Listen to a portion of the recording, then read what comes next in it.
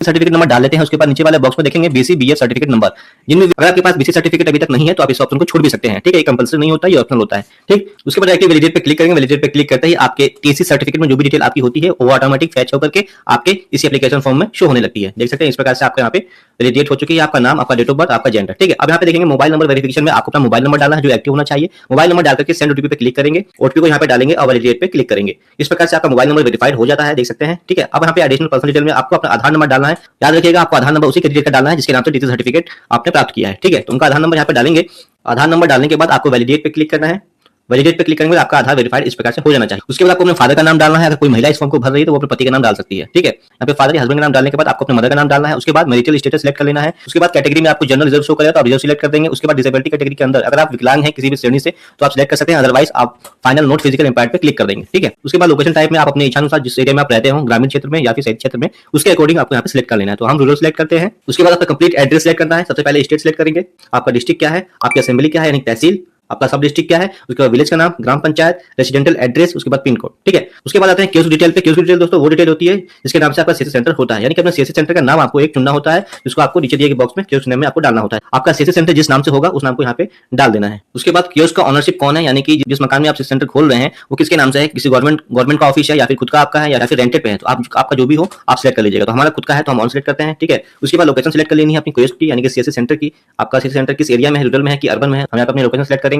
उसके बाद देखेंगे कंप्लीट एड्रेस डालेंगे अपने सीएससी सेंटर की। उसके बाद उसका एड्रेस और हम पे पिन कोड डाल के नीचे आएंगे। नीचे आपको इस बॉक्स पे चेक मार्क लगाना है और कैप्चा को सम डाल देना है। इतना करने के बाद आपको नेक्स्ट पे क्लिक करना है। नेक्स्ट पे क्लिक करते देखेंगे हमारा फर्स्ट स्टेप कंप्लीट हो गया। आप सेकंड स्टेप में हमको ईमेल आईडी और पेन डिटेल डालनी है। अब यहाँ पे देखेंगे आपको अपनी ईमेल आईडी डालनी होती है जो एक्टिव होनी चाहिए। ईमेल आईडी डाल करके आपको सेंड ओटीपी पे क्लिक करना है। ओटीपी को यहाँ पे डाल के वैलिडेट पे क्लिक करेंगे, ईमेल वेरीफाइड हो जाएगा। उसके बाद पैन नंबर आपको यहाँ पे डालना है, वैलिडेट पे क्लिक करेंगे। वैलिडेट पे क्लिक करते ही आपका पैन डिटेल यहाँ पे आपका नाम ऑटोमेटिक आ जाएगा और पैन मैच परसेंटेज आपको शो करेगा, ठीक है। उसके बाद नीचे वाले बॉक्स में आपको चेक मार्क लगाना है और नेक्स्ट पे क्लिक कर देना है। इस प्रकार से हमारा थर्ड स्टेप ओपन हो जाएगा जहाँ पे आपको बैंक की डिटेल भरनी होती है। अब ये बैंक की डिटेल उनकी होगी जिसके नाम से आपका सीएससी सेंटर होगा, ठीक है। तो अब आपको यहाँ पे सबसे पहले अपने बैंक का आईएफएससी कोड डालना होगा। आईएफएससी कोड डाल के वैलिडेट पे क्लिक करेंगे तो हमारा ऑटोमेटिक सारा डाटा कैच करके यहाँ पे आ जाएगा। देख सकते हैं हमारा पूरा कंप्लीट एड्रेस आ चुका है। उसके बाद अकाउंट सिलेक्ट करेंगे कि अकाउंट किस टाइप का है, सेविंग है या करंट है, सिलेक्ट कर लेंगे। उसके बाद बैंक का नाम यहाँ पे सिलेक्ट करेंगे। उसके बाद बैंक का नाम सिलेक्ट करके यहाँ पे अकाउंट नंबर डाल के वैलिडेट करेंगे। उसके बाद नॉमिनी का नाम डालेंगे यहाँ पे, आपके बैंक में जो भी नॉमिनी हो। उसके बाद नॉमिनी से क्या रिलेशनशिप है आपका, रिलेशनशिप डालेंगे। उसके बाद नॉमिनी का डेट ऑफ बर्थ यहाँ पे डाल देंगे, ठीक। इतना डालने के बाद आपको डायरेक्टली नेक्स्ट पे क्लिक करना है। उसके बाद आपका फोर्थ स्टेप ओपन होगा जहाँ पे आपको सबमिट डॉक्यूमेंट का ऑप्शन आता है, यानी कि अपना कंप्लीट जो भी डॉक्यूमेंट हमने आपको बताया था स्टार्टिंग में वो सारे डॉक्यूमेंट आपको स्टेप बाय स्टेप एक एक करके यहाँ पे अपलोड करने हैं। सबसे पहला डॉक्यूमेंट जो हमने आपको बताया था वोटर आईडी नंबर आपको यहाँ पे डाल देना है। एपिक नंबर को दोस्तों वोटर आईडी नंबर बोलते हैं, ठीक है। यहाँ पे देखें जो भी डॉक्यूमेंट हाईलाइटेड है वो सभी आपको एक एक करके यहाँ पे अपलोड करने हैं, ठीक है। सबसे पहला डॉक्यूमेंट है आधार कार्ड।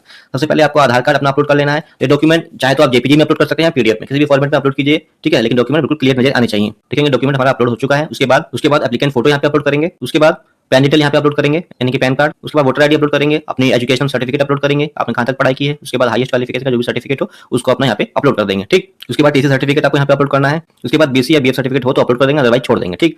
उसके बाद डायरेक्टली आपको नीचे आना है प्रीव्यू के ऑप्शन में। यहाँ पे देखेंगे जो भी डॉक्यूमेंट आपने अपलोड किया सभी की लिस्ट यहाँ पे शो करेगा, जिसको आपको एक प्रीव्यू करके देख लेना है कि जो भी डॉक्यूमेंट आपने यहाँ पे अपलोड किए हैं वो सही तरीके से अपलोड हुए हैं कि नहीं। अगर डॉक्यूमेंट क्लियर नजर नहीं आए तो आप ऐसे कट भी कर सकते हैं। उसके बाद फाइनली आपको चेक मार्क लगाना है और नेक्स्ट पे क्लिक कर देना है। उसके बाद आपका लास्ट 5 नंबर का स्टेप ओपन होगा जहाँ पे आपको देखेंगे एप्लीकेशन रेफरेंस नंबर आपको मिल जाता है, कांग्रेचुलेशन का मैसेज भी मिलेगा। ये पूरी कंप्लीट डिटेल आपको यहाँ पे शो करेगी, यानी कि आपका रजिस्ट्रेशन का प्रोसेस कंप्लीट हो चुका है। आप इस डिटेल को प्रिंट करके भी रख सकते हैं, ठीक है, क्योंकि फ्यूचर में आपको स्टेटस भी चेक करना है कि आपका सीएससी आईडी जनरेट हुई है कि नहीं, ठीक। आज से पहले जब हम सीएससी आईडी का रजिस्ट्रेशन करते थे तो यहीं तक प्रोसेस होता था दोस्तों। इसके बाद ही आपका रजिस्ट्रेशन का प्रोसेस वेरिफिकेशन के लिए चला जाता था, तब जाकर के आपके सीएससी आईडी पासवर्ड आपको मिलता था। लेकिन सीएससी ने एक स्टेप और यहाँ पे बढ़ा दिया है। इतना करने के बाद आप देखेंगे यहाँ पे 6 नंबर स्टेप आपको यहाँ पे फॉलो करना पड़ेगा, जिसमें आपको डाउनलोड सीएससी ऐप का एक ऑप्शन बढ़ा दिया गया है, जिसमें जियो टैगिंग के द्वारा आपका वीडियो वेरिफिकेशन होता है, ठीक है। इसकी कंप्लीट डिटेल आपको ईमेल पर भी मिल जाती है। ईमेल खोलते हैं, ईमेल पे आपको दिखाते हैं। ईमेल पे देखेंगे आपको एक ईमेल आया होगा, यहाँ पे आपको उस ऐप को डाउनलोड करने का लिंक भी मिल जाएगा और साथ ही साथ आपको एक एप्लीकेशन रेफरेंस नंबर यहाँ पे भी आपको मिलेगी और 6 डिजिट का सिक्योर कोड आपको मिलता है, ठीक है, जिसका यूज आपको उस एप्लीकेशन में करना होगा, जिसको आपको हम अभी ओपन करके दिखाएंगे, जिसके द्वारा हम वीडियो वेरिफिकेशन कंप्लीट करेंगे, तब जाकर के आपका सीएससी रजिस्ट्रेशन कंप्लीट हो पाएगा, ठीक है। तो चलिए हम प्ले स्टोर से इस सीएससी ऐप को ओपन करते हैं।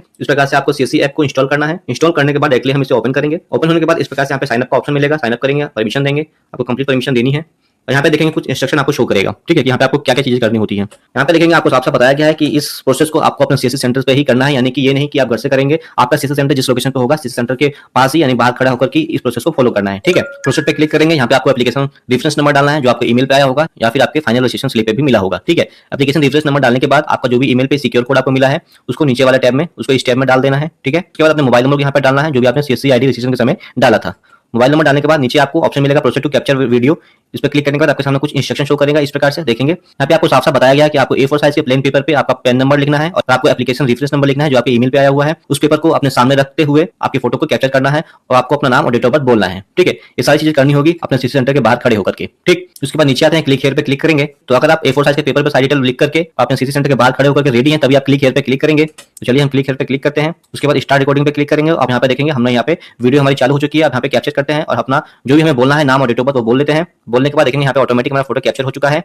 उसके बाद नीचे देखेंगे प्रोसेस टू रिव्यू पे क्लिक करेंगे। उसके बाद अपना application reference number, source code और मोबाइल नंबर शो करेगा, इस बॉक्स पे चेक मार्क लगाएंगे और सबमिट पे डायरेक्टली क्लिक कर देंगे। इतना करने के बाद डायरेक्टली हमारा प्रोसेस कंप्लीट हो जाता है और आपको कांग्रेचुलेशन का मैसेज भी आपको मिल जाता है और आपका जो टेम्परेरी सीएससी आईडी और पासवर्ड है वो आपके ईमेल पे भेज दी जाती है। तो यहाँ पे डायरेक्टली हम ओके पे क्लिक करेंगे और जैसा कि हमने आपको बताया था कि इस प्रोसेस के द्वारा आपको सीएससी आईडी पासवर्ड तुरंत मिलता है जो आपको टेम्परेरी होता है दोस्तों। ठीक है, तो ईमेल पे आएंगे, देखेंगे यहाँ पे आपको सीएससी आईडी पासवर्ड आपको इस प्रकार से शो होगा जो आपके ईमेल पे तुरंत जैसे ही आप वीडियो वेरिफिकेशन कंप्लीट करते हैं आपको आपके ईमेल पे आपके सीएससी आईडी पासवर्ड मिल जाती है। तो आशा करते हैं दोस्तों आज की वीडियो को देखने के बाद आसानी से 2026 में सीएससी का नया रजिस्ट्रेशन आप कर पाएंगे और अपना सीएससी आईडी और पासवर्ड तुरंत प्राप्त कर पाएंगे। रजिस्ट्रेशन करने की प्रक्रिया में अगर आपको कुछ प्रॉब्लम आती है या आपके मन में कोई सवाल हो, आप हमें डायरेक्टली कमेंट कर सकते हैं या पर्सनली कोई हेल्प चाहिए तो टेलीग्राम से जुड़ सकते हैं, जिसका लिंक आपको डिस्क्रिप्शन में दे दिया गया है। बाकी नेक्स्ट वीडियो को देखना ना भूलिए, जिसमें आपको बताएंगे कि आपको मात्र 1 घंटे के अंदर टीसी सर्टिफिकेट कैसे प्राप्त होगा बिना कोई एग्जाम दिए। उस वीडियो को देखने के लिए फटाफट चैनल को भी सब्सक्राइब करें ताकि जैसे ही वीडियो रिलीज हो आपको सबसे पहले इन्फॉर्मेशन मिल जाए। तो मिलते हैं दोस्तों नेक्स्ट वीडियो में, इसके लिए इतना ही, धन्यवाद।